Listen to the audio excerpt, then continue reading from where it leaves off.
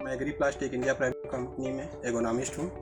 आज मैं कुंदमारनपल्ली विलेज रामू जी का पॉली हाउस है जिसमें इन्होंने 2 एकड़ जरबेरा की फार्मिंग की हुई है और जरबेरा क्रॉप की लाइफ 3 से 4 साल होती है। मैं आज आप लोगों को जरबेरे के फार्मिंग के लिए कैसे क्या बेसिक चीज़ों की रिक्वायरमेंट होती है, कैसे क्या करना चाहिए, वो आपको शेयर करने जा रहा हूँ। सबसे पहले तो हम लोगों को जहाँ भी पॉली हाउस बनाएं वहाँ पे सॉइल का, वाटर का टेस्टिंग होना चाहिए। सॉइल में आपका पीएच होना चाहिए 6.5 होना चाहिए स्टैंडर्ड, और वाटर का भी सेम होना चाहिए। ईसी 2.2 से 0.8 तक होना चाहिए। इसके बाद हम लोग, हमारा पॉली हाउस प्रिपेयर हो गया। उसके बाद हम लोग जब पॉली हाउस के अंदर फार्मिंग के लिए हमको अच्छी डीप जुताई होनी चाहिए। एटलीस्ट 1.5 फीट से 2 फीट तक गहरी जुताई होनी चाहिए, क्योंकि इसकी लाइफ 3 से 4 साल है। तो रूट, इसकी जो जरबेरा की रूट है वो 60 से 70 सेंटीमीटर डीप जाती है। तो अच्छी जुताई होने के बाद हम लोगों को पॉली हाउस का एक अच्छा लेवल होना चाहिए। लेवल होने के बाद अगर हम लोग सोलराइजेशन की बात करें, सॉइल फ्यूमिगेशन की बात करें, तो सबसे बेस्ट है कि सॉइल सोलराइजेशन होना चाहिए। उसके लिए एग्रीप्लास्ट के कंपनी के पास एक प्रोडक्ट है, क्लियर शीट है, 30 माइक्रॉन 35 माइक्रॉन की है, 35 माइक्रॉन की, जिससे हम लोग पूरा प्लॉट के अच्छे से लेवल करके, अच्छे से इरिगेट करके उससे पूरा कवर कर दें, एयर टाइट कर दें।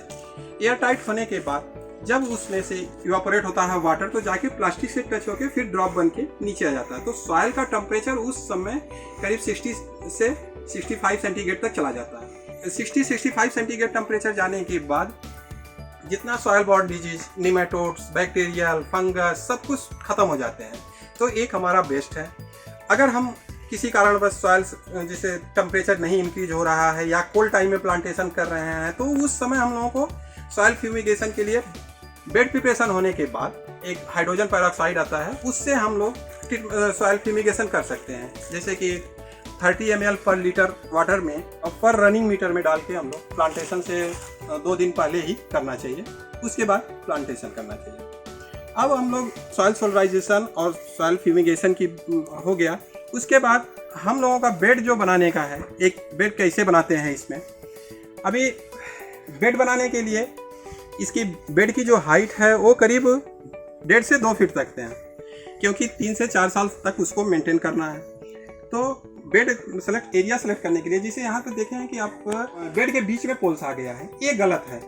हमको कभी भी बेड बनाना चाहिए तो पोल से 10 से 15 सेंटीमीटर या 20 सेंटीमीटर छोड़ के बनाना चाहिए। उससे क्या फ़ायदा होता है कि उसके नीचे, गटर्स के नीचे हमारे प्लांट नहीं आते हैं, उनको शेडिंग नहीं होती है। ये जैसे गेनेगार एग्रीप्लास्ट की प्लास्टिक सीट लगी हुई है जो डिप लॉक कूल है, तो एंटी डीप एंटी मिस्ट होने के कारण, प्रॉपर्टीज होने के कारण, जब पॉली हाउस के बाहर का टेम्परेचर कम होता है और नाइट में इनसाइड का कोल्ड टाइम में इनसाइड ज़्यादा होता है, तो ड्रॉप बनते हैं। ड्रॉप बनने के बाद स्लाइडिंग होकर गटर के पास आते हैं, वो वाटर ड्रॉप प्लांट पे पड़ते हैं, तो वहाँ फंगल डिजीज वगैरह बनने के आने के चांस ज़्यादा हो जाते हैं। तो इसके लिए हमको कभी भी बेड जो प्रिपरेशन है वो पोल से 15 से 20 सेंटीमीटर छोड़ के बनाना चाहिए। और इसमें जरबेरा के लिए बेड 60 सेंटीमीटर विड्थ होना चाहिए, 40 सेंटीमीटर पाथवे होना चाहिए। तो ये 8 मीटर के कॉलम में 8 बेड और 8 पाथवे बनेंगे। इसमें 8 बेड 8 पाथवे बनने के बाद इस टाइप से अगर हम डिस्टेंस फिक्स करते हैं तो 1 एकड़ पॉली हाउस में करीब 24 से 25,000 तक प्लांट लगते हैं। और अब प्लांट लगाने की बात आ रही है। प्लांट स्पेसिंग, बेड प्रिपरेशन हो गया, फ्यूमिगेशन हो गया, प्लांटेशन करना है। तो प्लांट से जो प्लांट की दूरी है वो 30 सेंटीमीटर होना चाहिए, और रो टू रो भी हमारा 30-35 सेंटीमीटर। जैसा आपका टॉप पे बेड अगर 60 सेंटीमीटर, बॉटम 60 है, तो टॉप पे 50 आएगा, तो उसको हम लोग 30 ही रखें तो बेटर रहता है। तो और प्लांटेशन करते समय जरबेरा में क्या देना चाहिए, इसे प्लांट बल्ब है, बल्ब का 75% जो है वो सॉइल में होना चाहिए और 25% बेड ओपन होना चाहिए, जहाँ से न्यू सूट निकलने के लिए और कोई डिजीज वहाँ ना लगे, इसके लिए ओपन होता है। तो प्लांट बेटर ग्रोथ करता है और उसके मुंह को ऐसा बंद नहीं करना चाहिए, ये मेन ध्यान देना चाहिए।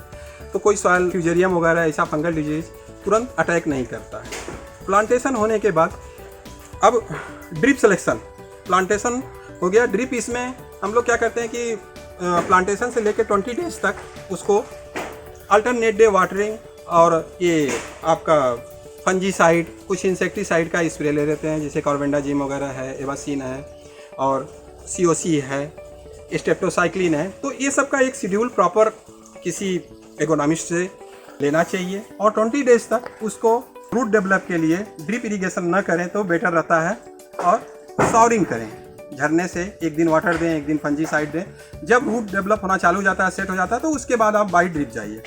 ड्रिप सिलेक्शन में क्या करना चाहिए, हमारा dripper to dripper 30 centimetre spacing होना चाहिए, 16 mm का ड्रिप हो, एक बेड पे डबल लाइन हो। उससे हमारा ये होता है कि अगर वाटर लो LPH 1 LPH का रहेगा, हमको प्लांट के रूट को इरिगेट करना है, न कि हमको पूरा बॉटम में पाथवे को इरिगेट करना है। तो जितना कम LPH का ड्रिप रहेगा वो स्प्रेड ऊपर ज़्यादा करता है, तो इसके लिए कम LPH का एटलीस्ट 1 LPH बेटर होता है, इसके लिए वही सिलेक्शन करना चाहिए। दूसरा चीज़, अब प्लांटेशन हमारा ये 20-25 डेज के बाद फर्टिगेशन की बात आती है। फर्टिगेशन में भी हम किसी एक्सपर्ट से एक nitrogen, phosphorus, potash, calcium, magnesium, micronutrient सारे का एक रेशियो होता है।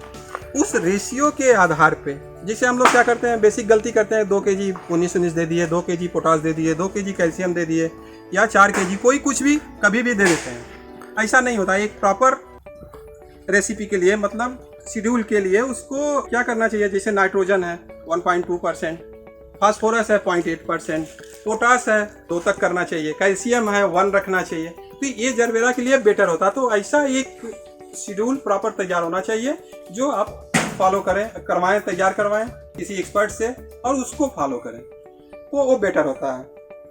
फिर ये 60-90 डेज के बाद ये इसका प्रोडक्शन चालू हो जाता है। उसके पहले हमको क्या करना चाहिए कि मतलब जो बड जो आती है उसको पिंच करते रहना चाहिए। बड फार्मेशन आपका प्लांटेशन से 30-35 डेज के बाद चालू हो जाता है, तो उसको पिंच करते रहना चाहिए। और ये चेक करना चाहिए कि जब तक ये लीफ मतलब उसमें 13 to 15, 16 नहीं आ जाती है, तब तक प्रोडक्शन नहीं लेना चाहिए। जब लीफ एरिया अच्छी हो जाती है, प्लांट स्ट्रक्चर अच्छा हो जाता है, तो फ्लावर की क्वालिटी भी बेटर आती है, उस समय वो करना चाहिए। फ्लावर हार्वेस्टिंग में हम लोगों को ध्यान देना चाहिए कि ये जैसे एक मतलब मैं 3 तरह का फ्लावर लिया हूँ, ये देखिए, जैसे फर्स्ट है ये मैच्योर है, सेकेंड है अभी इसमें 1 दिन 2 दिन वेट कर सकते हैं, ये थर्ड है अभी 3 दिन तक कुछ नहीं करना है। इसमें डिफरेंस क्या दिख रहा है, एलोइस रिंग है, ये 3 रिंग है, ये तीनों ओपन हो गया है, इसको हमको हार्वेस्ट कर लेना चाहिए। ये अभी एक ओपन हुआ है, दूसरा भी क्लोज है, तो इसको 1 दिन वेट कर सकते हैं। इसमें अभी ओपन ही नहीं हुआ है, तो इसको हमको 3 दिन के बाद हार्वेस्ट करें। अगर हमारी हार्वेस्टिंग प्रॉपर होती है, अर्ली मॉर्निंग करना चाहिए, तो हमारे मार्केट में फ्लावर की लाइफ ज़्यादा दिन रहेगी। और फ्लावर की वैरायटियाँ सेलेक्ट करते समय जो मार्केट की डिमांड हो, कलर हो, उस हिसाब से सेलेक्ट करना चाहिए। और अभी तो सारी कंपनी डबल पेटल्स के फ्लावर आते हैं, जैसे देख रहे हैं कि इसमें डबल लेयर के पेटल्स हैं, तो ये होना चाहिए, सिंगल पेटल्स नहीं होना चाहिए, जो कि मार्केट में उसकी वैल्यू नहीं मिलती है।